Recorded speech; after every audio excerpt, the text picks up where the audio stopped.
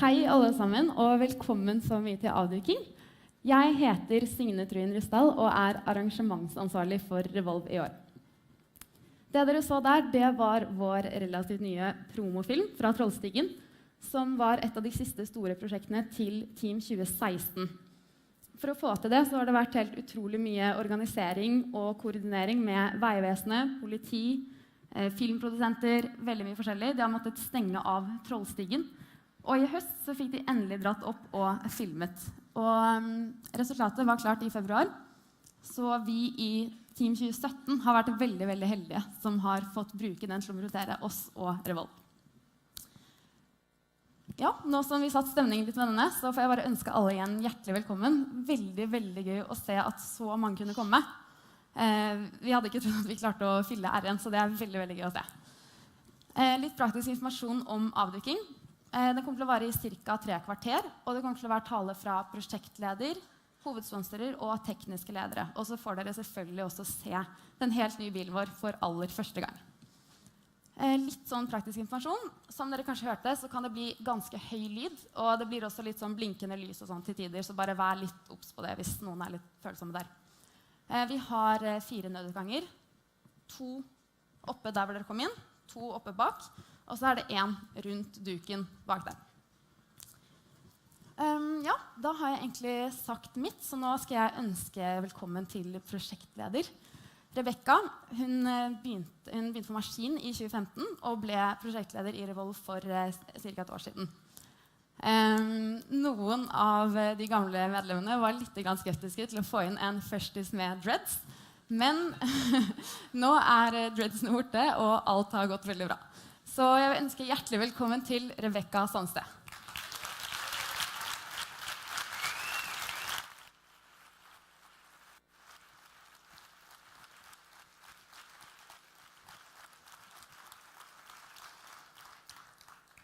Ja, hei, og tusen takk til alle dere som har kommet i dag for å se hva vi har brukt de siste 8 månedene av livet vårt på.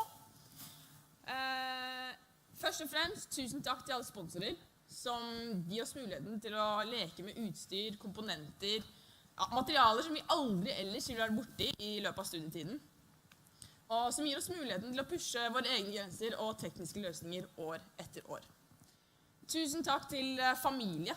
Tusen takk til venner som stiller med fasiter på innleveringer når tiden ikke strekker til det. Tusen takk til kjærester som støtter opp når kjæresten basically gifter seg med et studentprosjekt. Og selvfølgelig full forståelse til alle dere kjærester som ikke holdt ut. Jeg vil også gi en stor takk til alumni for all arbeidet dere har gjort før oss, for den skyhøye standarden dere satt, og som vi har prøvd å leve opp til og løfte enda et par hakk. Og for at dere får oss til å se løsningene selv når problemene ser så mørkest ut. Men den aller største takken i dag, den går til Team 2017. I september så møttes 57 mennesker som aldri hadde sett hverandre før, og som ikke ante hva som lå foran dem, hverken i arbeidsmengde eller lærdom.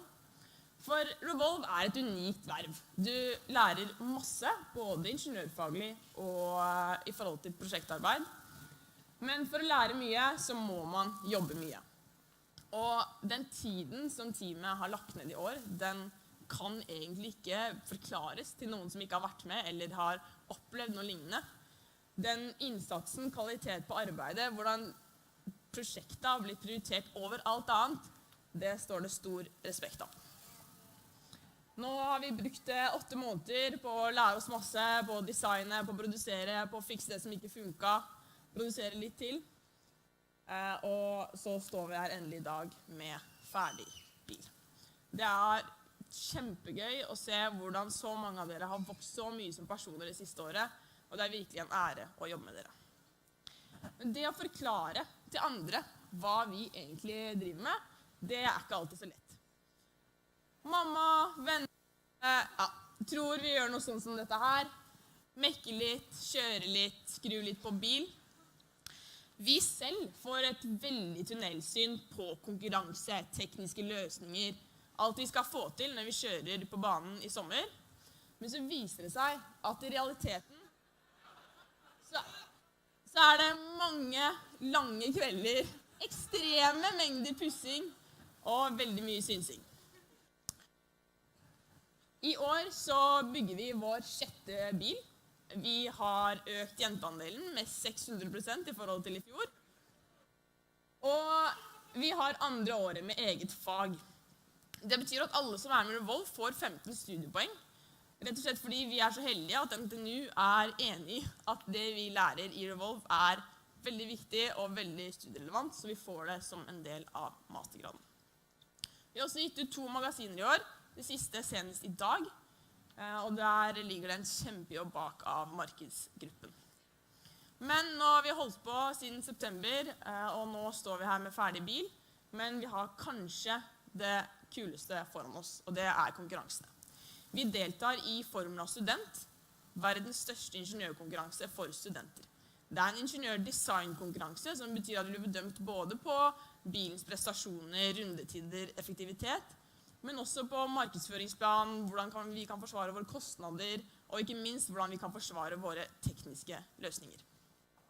Til sommeren så skal vi til England, Tyskland og Spania.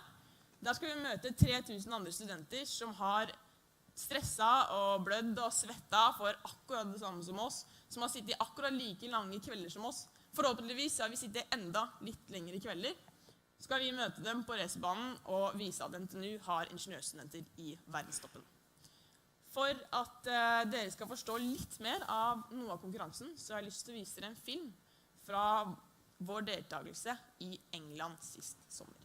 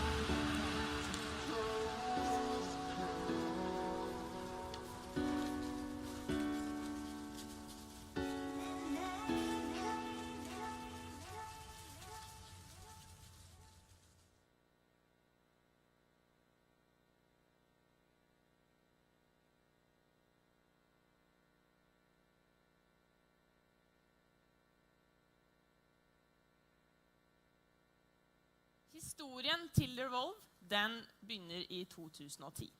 Da var det en gjeng karer som satte seg ned og tenkte, vi har lyst på noe mer praktisk erfaring ved siden av studiene. På den tiden så fantes det ikke noe særlig av prosjekter som passet for dem, så de bestemte seg for å starte opp sitt eget, og Revolve NTNU var en realitet. I 2012 så stod vi klar med første bil, som også fikk prisen for beste nykommer. Og der var egentlig standarden satt for Revolve. Året etter hadde vi vingepakke. Tredje året gikk ikke bare fra forbrenningsmotor til elektrisk motor, men også fra stålramme til karbonfiber monokokk. Og fjorårets bil Gnist var vår 5. bil og allerede første bil med 4-hjulsdrift. Tradisjon tro så har vi også navngitt årets bil. Og navnet på årets bil, det Eld. Ja, det Eld, nynorsk for ild. Så representerer det, ja, det bygger på tradisjonen vi har for å gi bilene våre norske navn. I tillegg så vi som motorsportingeniører helt avhengig av å forstå årsak og konsekvens. Vi helt avhengig av at hvert eneste medlem i teamet skjønner hva deres bidrag vil ha å si for våre prestasjoner på konkurransene i sommer. Og som sagt, fjorårets bil het Gnist. Selv om årets bil helt ny og bygget fra bunnen av, så ville det vært dumt å ikke ta lærdom av det som har blitt gjort tidligere. Og hva kommer da etter Gnist, som enda kraftigere og kulere? Det jo selvfølgelig Eld. I tillegg representerer navnet måten teamet brenner for prosjektet på, og all den lidenskapen som ligger bak produktet vi står med her i dag. Men dere har kommet tid for å se racerbil, så jeg skal ikke oppholde dere lenger og gi ordet tilbake til Signe. Takk.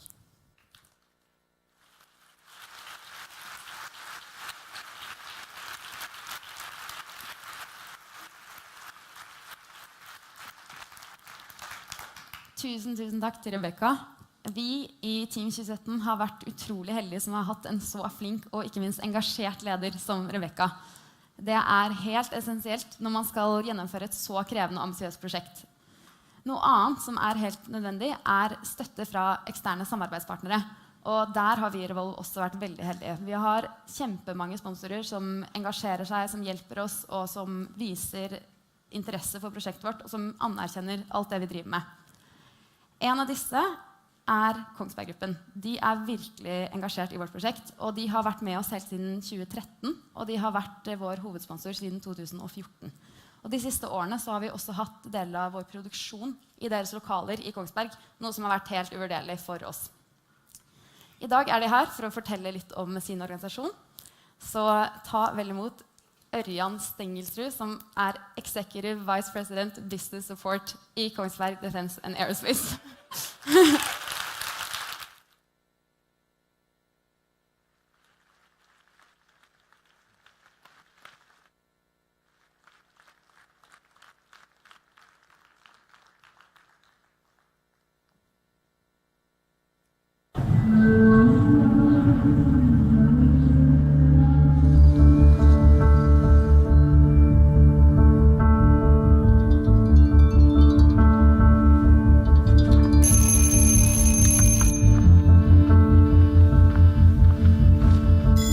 Up one day and be 200 years old is in many ways an achievement in itself.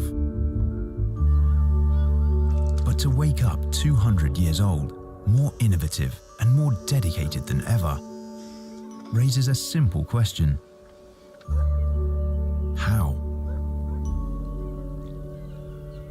Today there are more than 7,000 answers to that question, working in 25 different countries, from Svalbard to Antarctica, from Shanghai to Salt Lake City.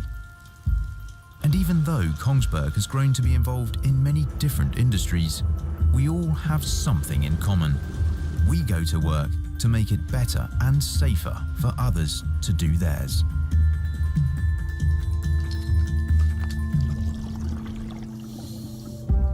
Our reliable solutions improve performance and optimize results in strategically important areas across the world. Maritime industry, defense and security, explorations of natural resources such as oil and gas, and the exploration of space. Together with our customers, we improve safety and performance in the coldest, deepest, highest, and roughest places on Earth, making it possible to do things that used to be, well, impossible. Today we call ourselves an international technology corporation. But behind all the technology, there are highly skilled people determined to make a difference for our clients. Maybe an international Thinkology corporation would be a more suitable description. Kongsberg's way hasn't been the easy way, but after 200 years, we still choose to take on greater challenges than ever. Not because they're easy, but because they're hard. Providing extreme performance for extreme conditions calls for people who always want to know what's around the next bend. The world has changed since Kongsberg was founded in 1814, and it will keep on doing so. But some things will never change. There is always something that can be done better. And there will always be challenges that forward-looking companies all over the world want to overcome.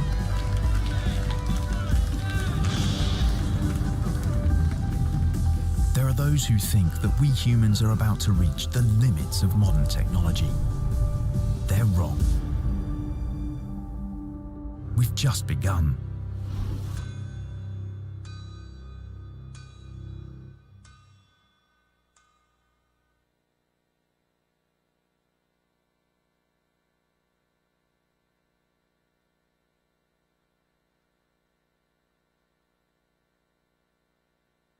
Tusen takk for invitasjonen. Det alltid veldig hyggelig å komme hit til Trondheim og NTNU.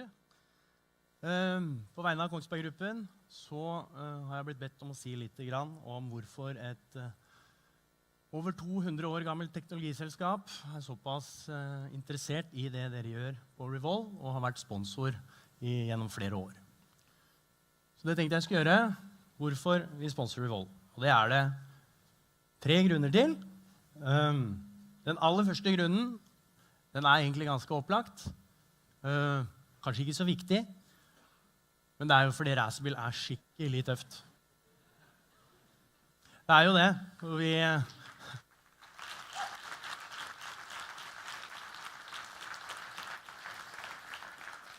I et stort teknologiselskap, så når vi ser racerbiler, så blir vi jo selvfølgelig begeistret. Alle synes jo det tøft. Sønnen min på 10 år lurte på hvorfor jeg skulle til Trondheim, og sa at jeg skulle besøke Revolve, og han lurte på hva det var. Og da viste jeg den filmen som dere innledet med, og han synes også det var knalltøft. Så jeg tror kanskje jeg har rekruttert et nytt medlem om 20 års tid. Så det var grunn nummer 1. Grunn nummer 2, det jo ikke noe å legge skjul på. I Revolve så det mye teknisk talent. Vi har noen verdier I Kongsberg-gruppen. Verdier som betyr mer enn bare noen ord. Dette det vi mener gjør at vi har eksistert I over 200 år nå. Determined. Hvis man da ser på Revolve, dere også da studenter som går på Norges mest krevende ingeniørstudie I en så kul by som Trondheim, men dere velger å dedikere 8 måneder av året på å jobbe knallhardt for å lære mest mulig. Det kaller vi å være determined. Og det klart, det noe ekstra med dere som velger å gå den veien. Dere velger jo også å bygge en bil fra scratch hvert år. Det hadde dere jo ikke tenkt.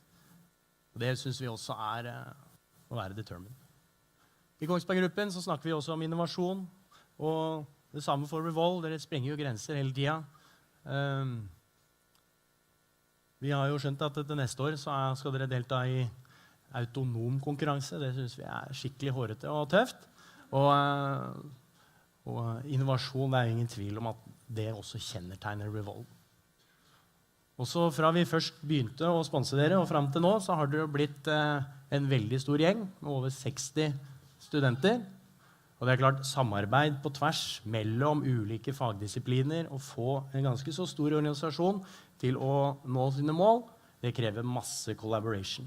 Og ikke minst så ser vi jo på første sliden dere hadde her, et svært nettverk av sponsorer og underleverandører. Så det helt avgjørende å ha masse god collaboration for å lykkes. Og så har jeg også merket meg at det mye familie her, mye venner, snakker om kjærester, sponsorer. Det mange som har forventninger til dere, og dere setter dere ambisiøse mål, og så langt så har dere levert. Det kaller jeg å være reliable. Så årsak nummer 2 til at vi I Kongsberg-gruppen sponsorer Revolve, det fordi vi føler dere et svært godt symbol på verdiene som vi også har. Tredje grunnen for Kongsberg Gruppen, tilbake i 2012-13, når vi begynte å bli kjent med Revolve, så startet vi også opp det vi kaller en teknologidugnad. I en tid hvor det var mange som sluttet tidlig i studiene sine på ingeniør, og i tillegg litt vanskelig å få rekruttert nok til ingeniørstudiene i Norge. Det er et problem for Kongsberg Gruppen og et problem for Norge. Så vi satte i gang en rekke ulike initiativer. Siden den gang så har vi hatt over 500 sommerstudenter inne, bare der jeg kommer fra, Kongsberg Defense Systems. Vi har hatt en rekke type motivasjonsforedrag, hvor vi tar noen av de beste ingeniørene vi har, inn i klasserommet, ungdomsskoler, videregående, høyskole, og lar de få vise realfag i praksis.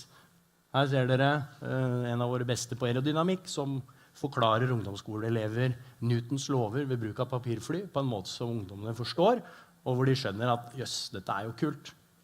Og det samme, her har vi en PhD innenfor robotikk, som har tatt fram et program hvor han forklarer hvordan matematikk, eller hvordan jongleringsballer kan forklares matematisk. Og da får man et helt annet perspektiv, og man blir mer motivert for å faktisk velge å gå en teknisk vei. Og de jongleringsballene ble jo litt kjent. Dere ser jo Erna Solberg der, måtte bare prøve dem. Og det er nettopp det her med fra teori til praksis som er mission statement til Revolve. Og var kanskje det som fikk oss i 2014 til å gå inn som hovedsponsor. Dere lærer jo ekstremt mye ved å faktisk jobbe så intenst med teorien deres i praksis gjennom 8 måneder. Og det er egentlig ganske rett på den teknologidugnaden som vi var med og tok initiativ til litt tilbake i tid. Og det jeg synes var veldig, veldig flott i forhold til dette her nå i høst, det var jo da, ja, det kommer jeg tilbake til, jeg må også bare nevne et eget tiltak knyttet til det med å skape mer blest rundt realfag. Det var jo når Høgskolen på Kongsberg flyttet inn i en ny campus, som vi kaller Krona, så sponset Kongsberg Gruppen med en komposittlab. Og det var jo nettopp der som Revolve-teamet nå bygget deler til racerbilen sin i år. Godt hjulpet da av egne ansatte. Se Hans Sigbjørn Eriksrud bak der som følger opp, og han er jo en av de som var med å starte Revolve. Så vi støtter jo som hovedsponsor med litt midler, men det viktigste, vi stiller jo opp med litt materialer og våre avanserte produksjonslokaler til disposisjon. Det jeg ville si, det var da nå i høst, midt i en svært intens periode for Revolve-prosjektet, og minst like intens periode for studiene, så kommer altså da en delegasjon fra Revolve ned til Kongsberg, inn i klasserommet, og gjennomfører motivasjonsforedrag for ikke mindre enn 350 elever på Kongsberg videregående.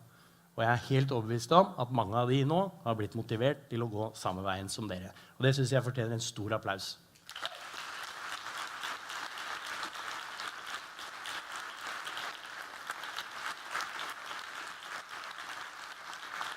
Så helt til slutt, gratulerer med årets bil. Jeg ser nesten gjennom, men ikke helt. Jeg gleder meg veldig til å se den. Jeg vet det er mye hardt arbeid som ligger bak den dagen her. Revolve, dere slutter jo aldri å imponere oss i Kongsberg Gruppen. Vi er veldig stolte av dere. Dere er world class. Takk for meg.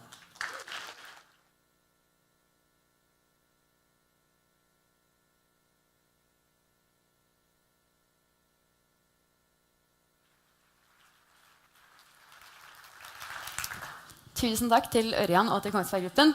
Kongsberg Gruppen er jo en av våre absolutt mest trofaste samarbeidspartnere som har vært med oss i så mange år. Det er veldig viktig for oss, for det gir oss stabilitet, som gjør at vi også kan ta en del sjanser når vi lager disse nye bilene våre da. Men det er alltid veldig gøy når en ny samarbeidspartner har lyst til å bli med på prosjektet. Og i dag så har jeg gleden av å kunne introdusere en ny delt hovedsponsor. De skal være med oss i flere år fremover, og vi gleder oss utrolig mye til å se hva vi kan få til med dem. Så nå er de her for å fortelle litt om seg, så ta vel imot Bertil Osten og deres strategidirektør André Sjåseth.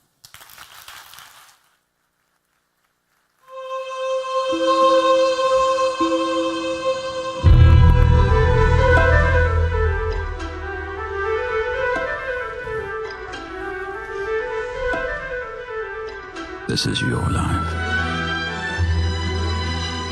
Nobody can stop you. Listen to your heart. Move ahead. Take your own path and conquer new grounds. There are no limits if you don't accept them. This is your life. Keep the spirit.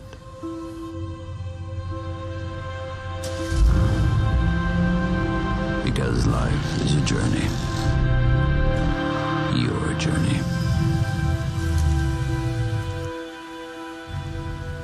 Never stop challenging.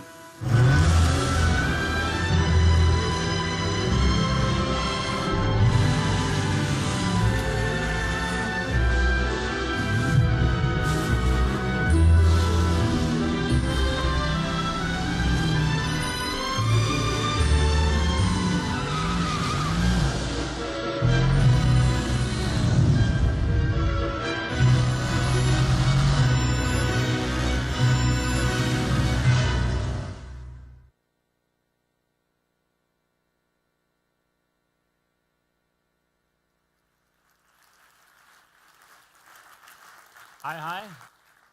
Ja, mitt navn André Sjåseth fra Bertel og Steen. Vi tenkte også det var greit å begynne med litt film. Det alltid gøy med litt bil. Og så spilte den jo på noen følelser som vi synes passet bra I dag. Rastløshet, nysgjerrighet, pågangsmot, og ikke minst lidenskap for det vi alle har felles I dag, bil. Veldig hyggelig å bli presentert som en av hovedsponsorene for NTNU Revolve I dag, og ikke minst muligheten til å få snakke litt om Bertel og Steen, og aller viktigst hvorfor vi har valgt å gå inn som en av hovedsponsorene for NTNU Revolve. Bertel og Steen jo et selskap med lang historie. Det har vært et selskap som har over 115 år med historie. Det begynte med import og salg av champagne, barberblader og våpen.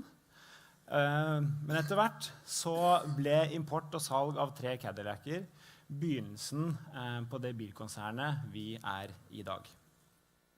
Gjennom årene så har vi representert mange forskjellige merker. Vi har tatt en proaktiv rolle for å utvikle bilbransjen og norsk samferdsel. Og ikke minst så vi veldig opptatt av å utvikle bransjen vår videre, sammen med utvikling av norsk næringsliv og norsk industri. I dag så representerer vi merkene Mercedes-Benz, både personbiler, varebiler, lastebiler og buss. Vi representant for PSA-gruppen I Frankrike, med merkene Peugeot, Citroën og det nye luksusmerket DS, som skal lanseres I år. Og vi representerer også Kia I det norske markedet.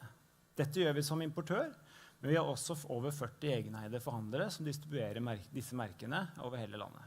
Totalt har vi ca. 2300 ansatte, og omsatt I fjor for over 14 milliarder.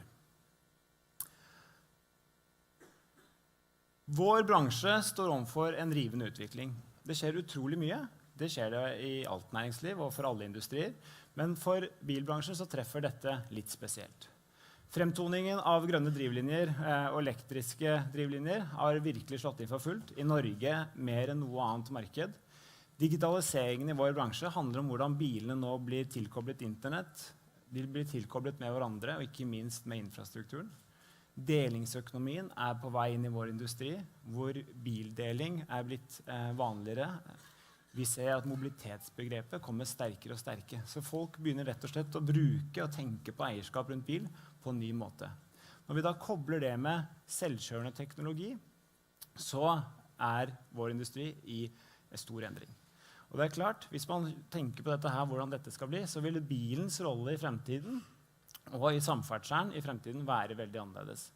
Og der det viktig at vi I Bertel og Steen tar en proaktiv holdning for å posisjonere oss for det fremtidsbildet.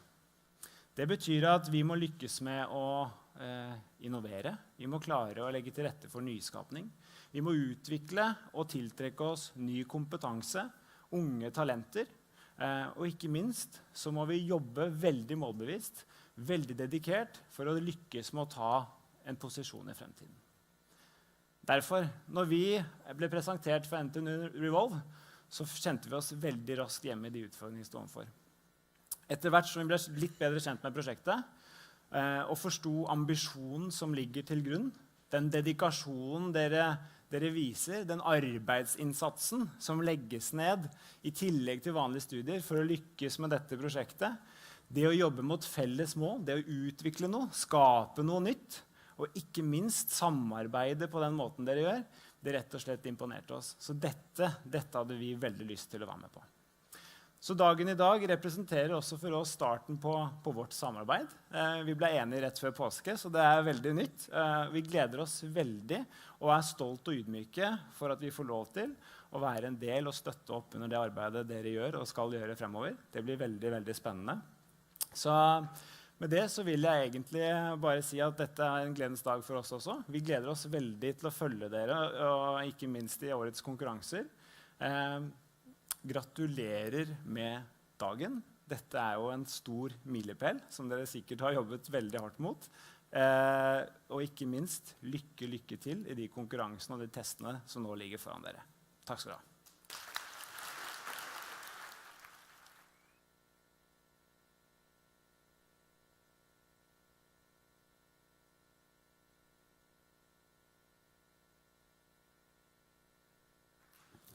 Tusen takk til Bertil Åsten og til André. Nå er det snart på tide å vise frem hva som ligger under her. Og vi gleder oss veldig. Vi har gledet oss veldig. Vi er veldig stolte av det vi har fått til, så det blir veldig gøy å vise frem. Som dere har skjønt, så er Revolve en ganske stor organisasjon. Vi har i år 62 medlemmer. Og det å organisere alle disse, finne de beste tekniske løsningene, passe på at alt blir gjort til rett tid, etter reglene, følge opp alle gruppene og alle medlemmene, det er ingen enkel jobb. I år har vi 2 tekniske ledere som har hatt ansvaret for dette.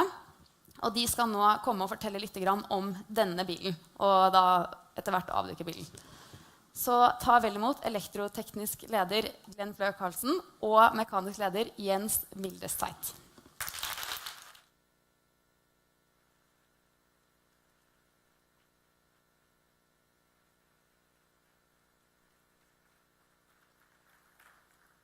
Ja. Hva skal til for å bygge en racerbil? Det er et ganske stort spørsmål, men det viktigste man må ha da, det er et team. Denne gjengen har stått på dag og natt for å få til å realisere kanskje den kuleste racerbilen noensinne. Synes i hvert fall jeg da. Det er ikke mange som har laget racerbil før, i hvert fall ikke studentene her. Så hvor skal man starte da? Man må gå for engasjementet, og det er det ikke lite av i denne gjengen. Det skal sies. Det er ikke til å legge skjul på at de siste ukene så har det vært veldig mye jobb. I hvert fall de siste dagene. Altså i går kveld, klokken 10:10, sto racerbilen på hjulene for første gang. Og da var det ganske god stemning på verkstedet, da, for å si det sånn. Så vi vil da si litt om hvordan vi bygger bilen fra konsept til produksjon og så videre til testing. Så vær så god, Jens. Takk. Ja, som Glenn sier, du må begynne med en gjeng med flinke folk. Etter det så må du se på hva du skal få til gjennom året. Vi satte oss et mål, pallplass i Formel student. Etter det så måtte vi finne ut av hva gjør vi for å komme på pallplassen, for å få den 3., 2. eller 1. plassen. Da ser vi først på fjorårets løsninger, hva funket ikke. Og det vi til slutt fant ut av, det var at pålitelighet og testtid, det var det største forbedringspotensialet i forhold til Team 2016. Så fokus har ligget der. Få ting ferdig tidlig. Monocoque-produksjonen har blitt eksepsjonelt tidlig ferdig i år. Og det gir mye tid for andre systemer til å bli tilpasset der. Nå har det sånn at bilen er bare halvferdig. Eller prosjektet er halvferdig. Bilen er klar, men halvparten av jobben står igjen. Det er testing, og teamet skal stå på hardt gjennom sommeren for å få til det her. Så øver seg, Glenn. Er du klar til å slippe? Ja. Glenn er sykt, altså. Ja. Tror du det blir bra? Tror det. Ja. Årets bil, den er ikke bare elegant. Den veier 175 kilo. Den har 4 hjul. Det er jo veldig greit. Men det er også en motor i hvert av hjulene. Og toppfart på 112 km i timen. Og 135 hestekrefter. Dette gjør at vi kan akselerere fra 0 til 100 på 2,2 sekunder. Så du kjenner det ganske godt da når du sitter i bilen.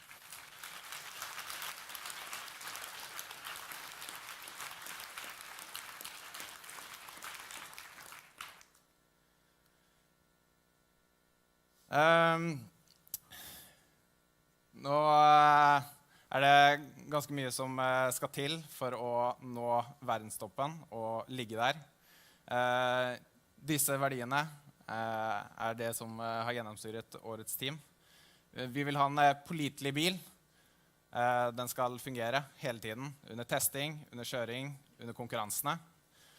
Vi har også sett mye på videreutvikling i år. Bygge videre på prosjekter, starte opp nye. Og vi vil også, som sagt, prestere. Vi har lyst til å nå toppen, og da satser vi på pallplass. Så som Jens sa, denne dagen markerer dagen da vi går fra design til testing. Halve jobben er gjort. Det største delen gjenstår. Og det er da testing. Det kommer til å ta mye tid. Og konkurransene selvfølgelig, det er jo den beste delen. Det er det vi sikter mot da. Så da er det bare å kjøre film.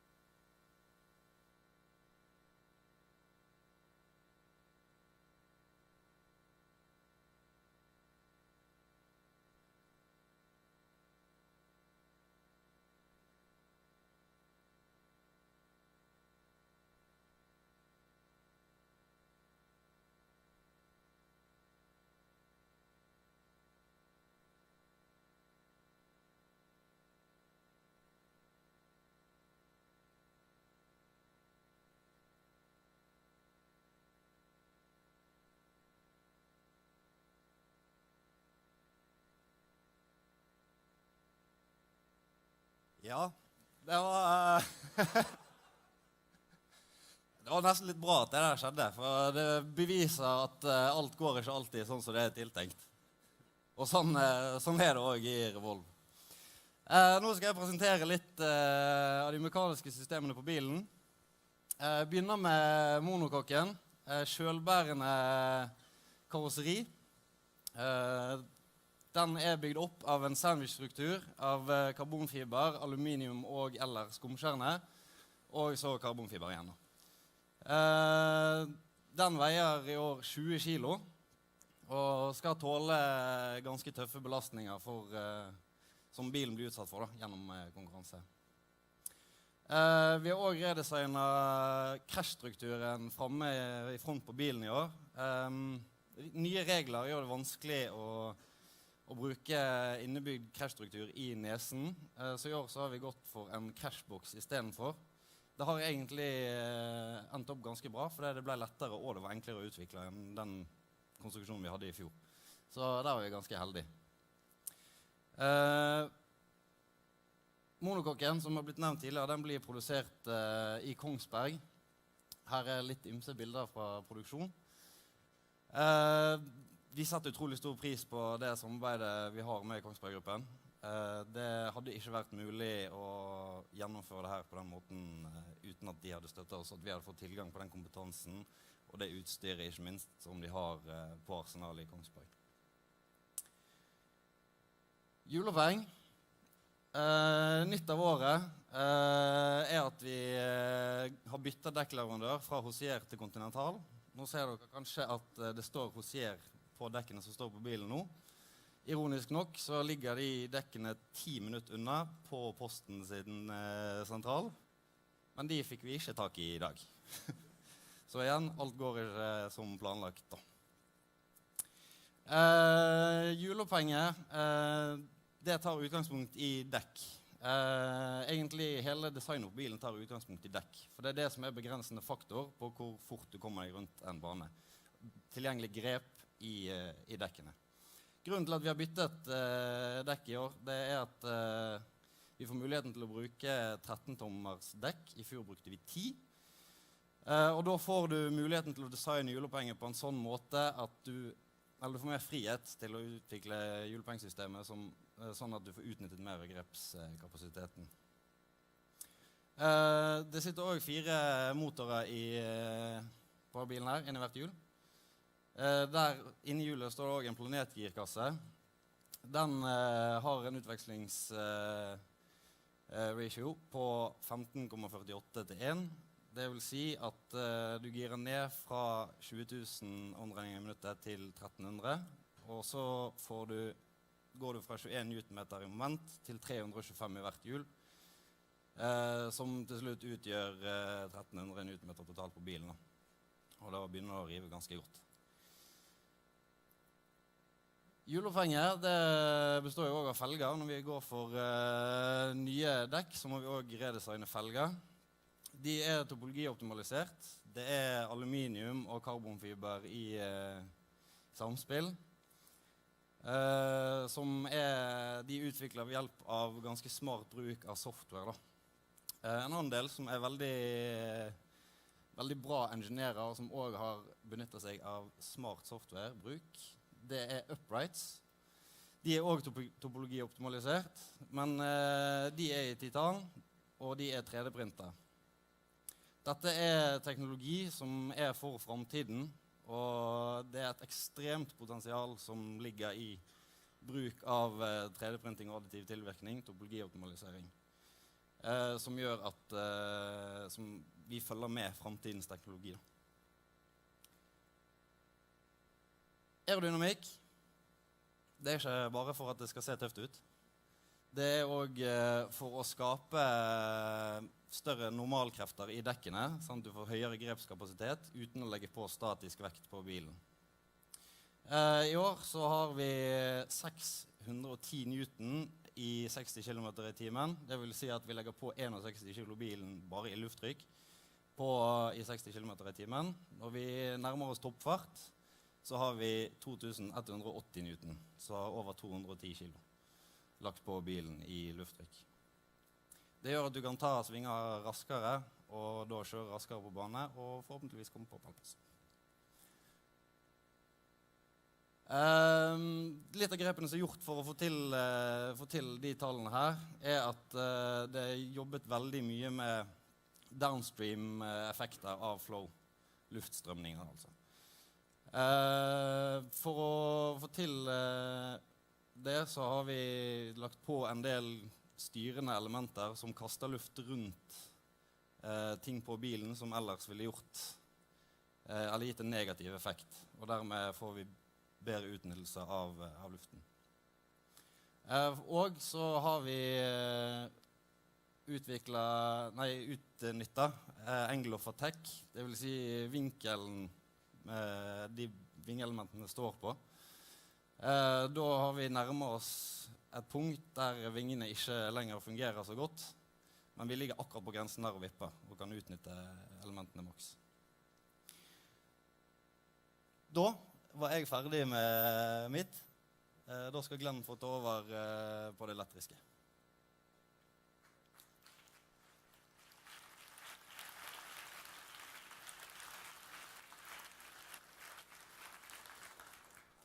Batteripakka i år, den består av 280 battericeller. Så du kan, og de på størrelse med den. Det vanlig, du kan tenke deg PC-batteri, som du tar ett fra din egen og 279 da, fra andre sine PC-er, og så slenger du sammen i samme batteripakke. De cellene da fordelt i 12 moduler, som du ser på bildet.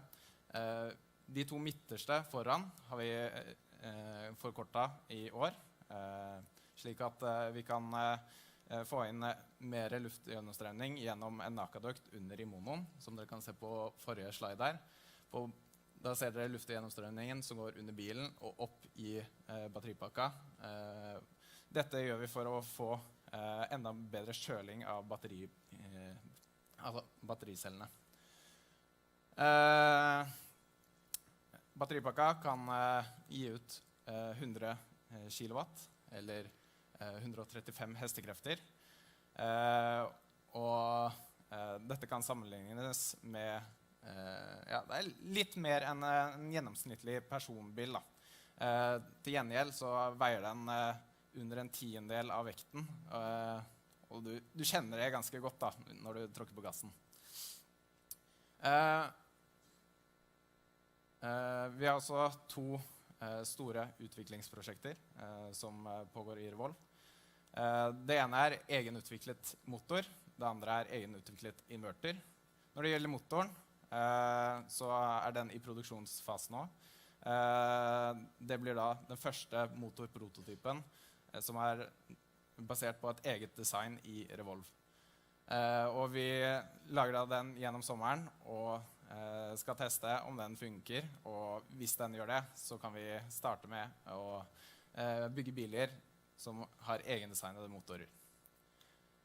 Når det gjelder egendesignet inverter, så har den vært på testbenken i hele år. Testet veldig mye, og nå ligger det an til at vi kan bruke den på bil innen konkurransesesongen starter. I tillegg til alt dette så bruker vi torque vectoring. Vi har 4 hjul, og torque vectoring-algoritmen gjør at vi kan fordele kreftene som blir sendt til hvert av hjulene. Dette gjør at vi for eksempel kan i svinger gi ekstra gass på ytterhjulene og bremse litt mer på innehjulene, sånn at vi kommer raskere rundt svingen. Og hvis vi litt smarte, så kan vi også kjøre full gass på høyre hjul og kjøre i motsatt retning på venstre hjul, sånn at vi kan snurre på femøringen. Når det gjelder elektronikken, så kan vi ta ledningsnettet først. Bilen basically en stor datamaskin da, på 4 hjul. Og alt som kobler systemene i bilen sammen, ledningsnettet, som i år spesialdesignet for bilen, og da over 100 meter med kabler som ligger overalt i bilen. Vi har også 66 egenutviklede og designede kretskort i bilen.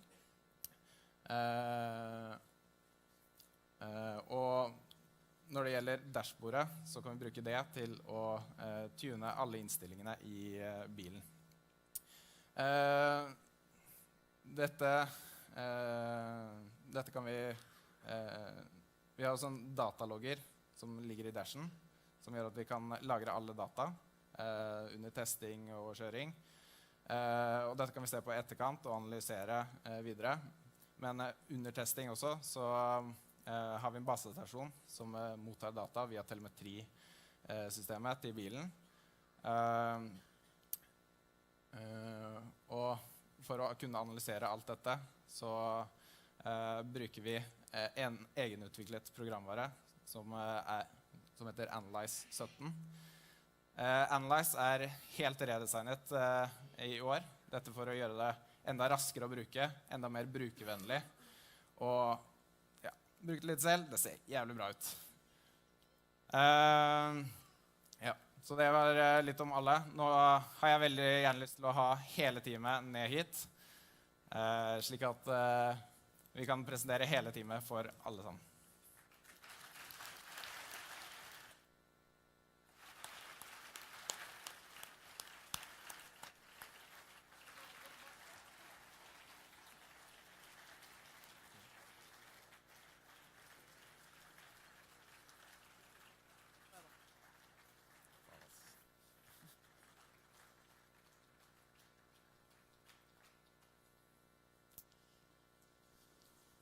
Yes, der ser du oss.